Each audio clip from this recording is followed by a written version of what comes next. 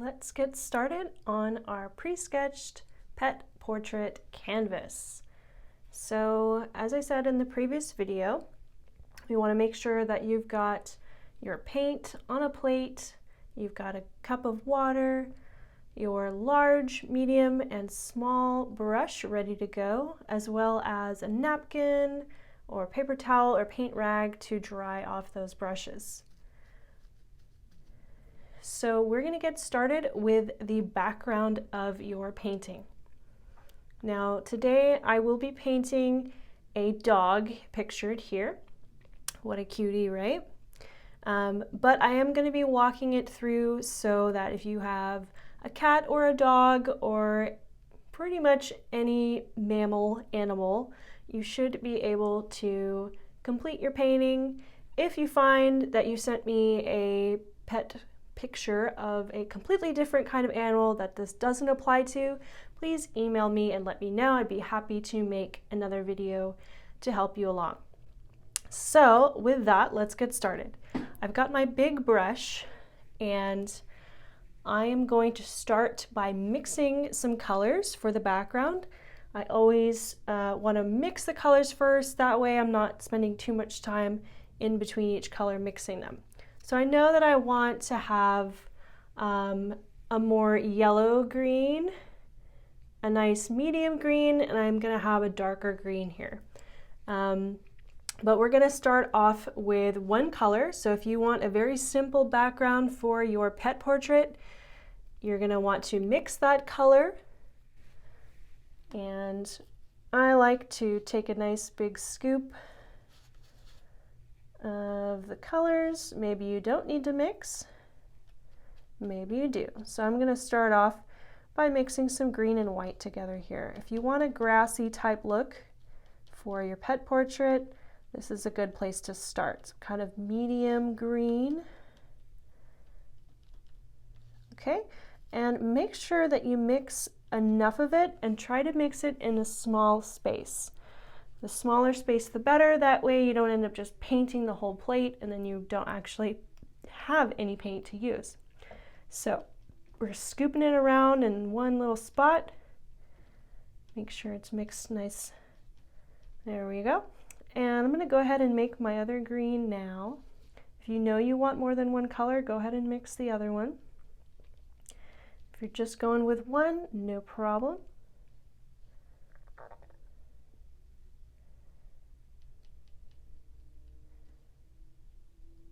Add a little white here. Notice I'm not washing my brush in between here because I'm using pretty much the same colors, just in different amounts.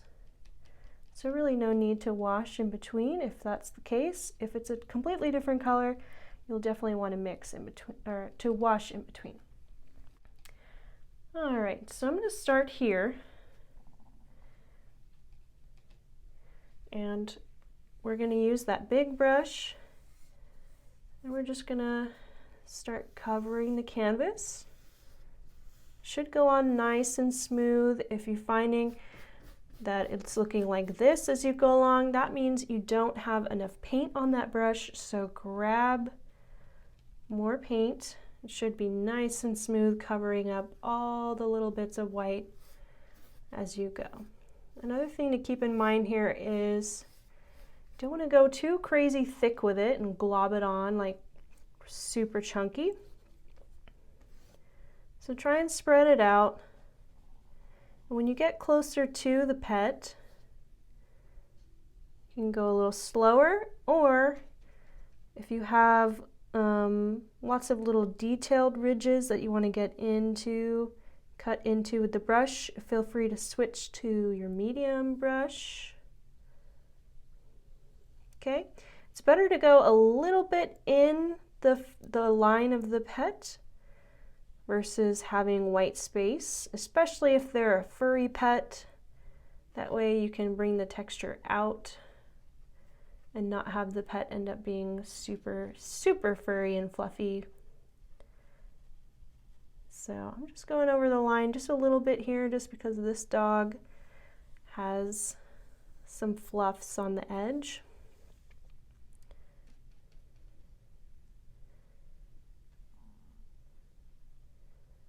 like so.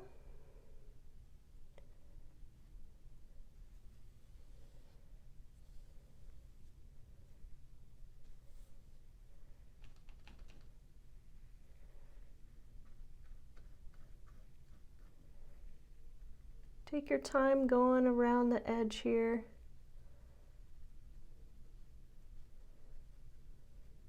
Don't want to lose the line.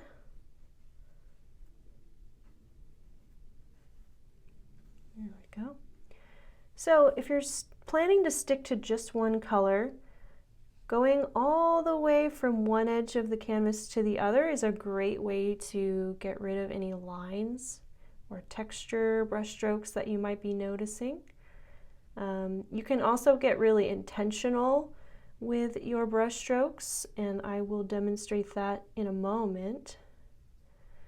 But I want to show you guys just how to get a nice one layer coat on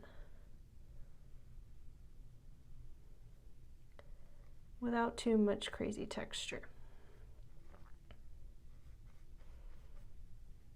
So starting from one edge, moving all the way down.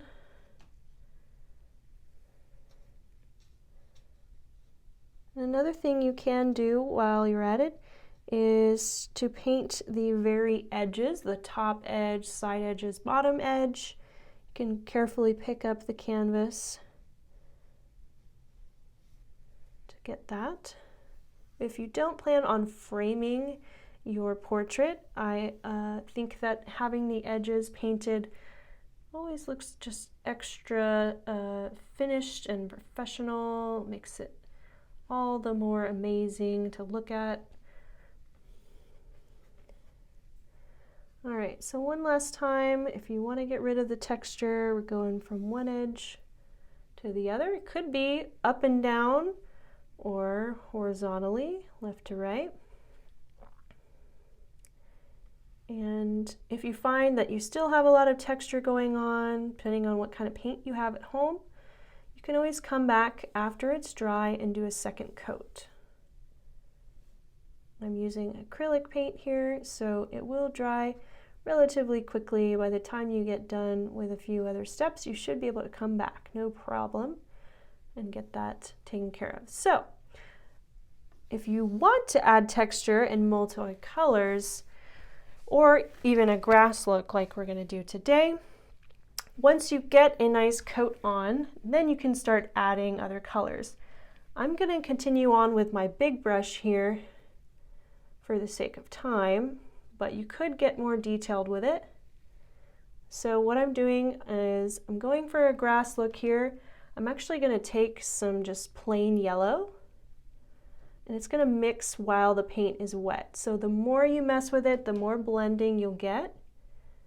Okay, so I'm kind of doing random crisscrossy lines, starting from the top and working my way down. That's going to have a pretty cool effect.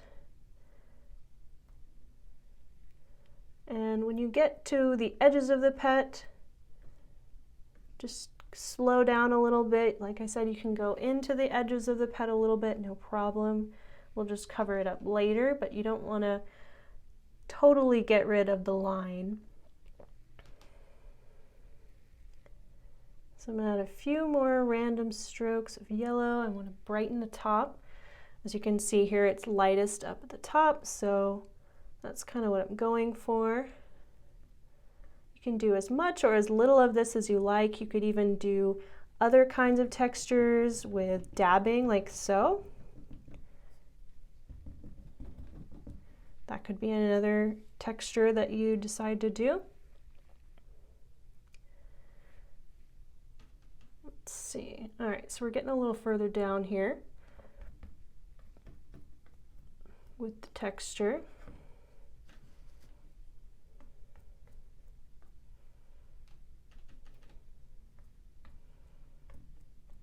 And I think I'm liking it.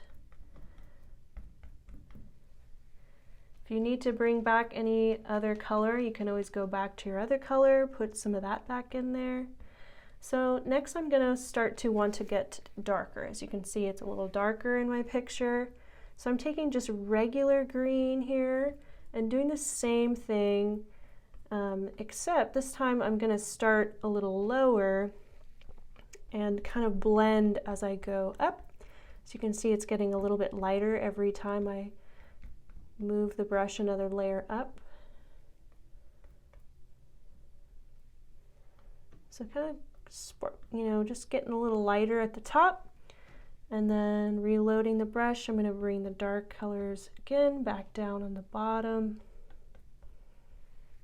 And I'm going for an impressionist look here. I don't want it to look too much like actual grass or the actual photo.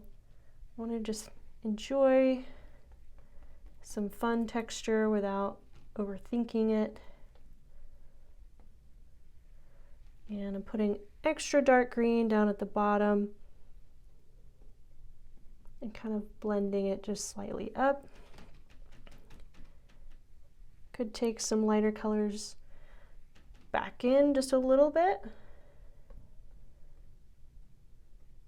if I need to blend a little more. See how that goes. Cool. I'm pretty happy with that. So there's a lot of things that are possible with your background. You can spend as much time as you like or as little time. I wanted to do something pretty quick here to show you what's possible, but without getting too far into it. So pretty simple, textured background. We've got highlights up at the top, the green grass down at the bottom. Another thing you could consider is once it's dry, you could come back with something else. So if you did a one color and you wanted to write something in the background or do little shiny stars or hearts or something, you would paint your layer on, let it dry, and then come back and do something on top of it once it's dried. Using the paint while it's wet creates this cool blended look. It's very easy, kind of fun, you get loose with it.